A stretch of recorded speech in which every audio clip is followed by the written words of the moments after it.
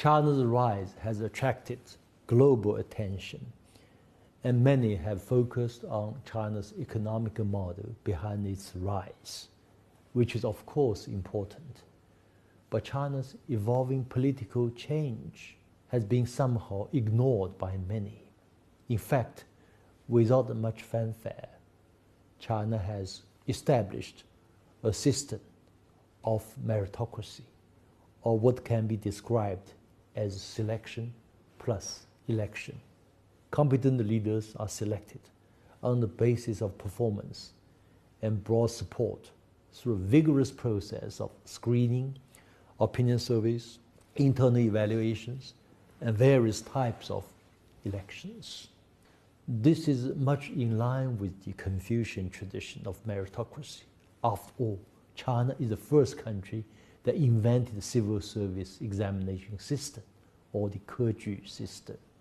Today, China practices, not always successfully, but on the whole successful, meritocracy across the whole political stratum, criteria based on poverty eradication, job creation, local economic growth, social development, and increasingly, environmental protection are all key criteria for selecting and promoting officials.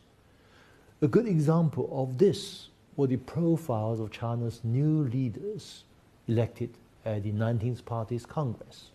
6 of the 7 of the top leaders, members of Standing Committee of Political Bureau, have run provinces or province-level municipalities, many of which, in terms of population or GDP, are equivalent to many nations combined.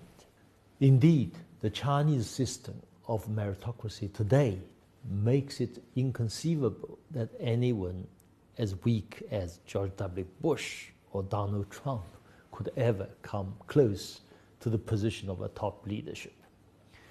It's not far-fetched to claim that the China model is more about leadership rather than showmanship, as in the West.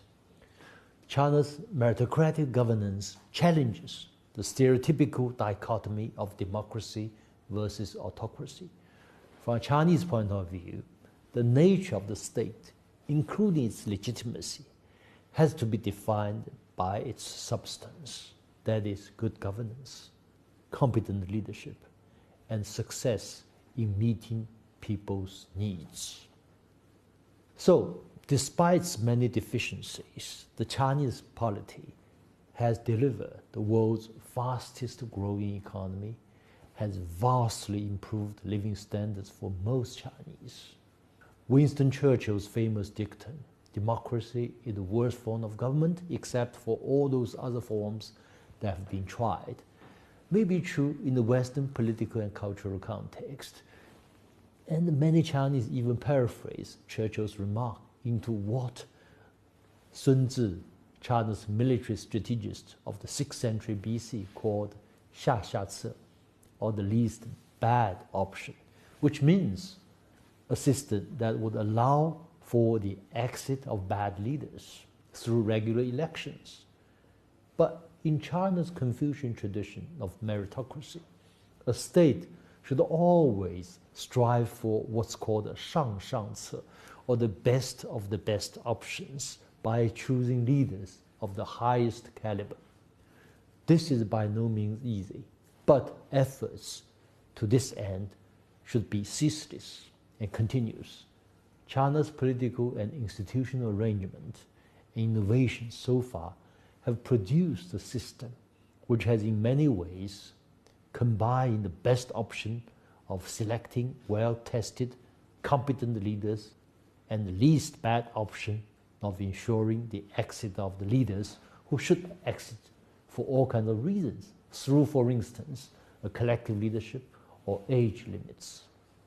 The China model of selection plus election is by no means perfect. It's still being improved upon. But it's well positioned to compete with the Western model of popular democracy.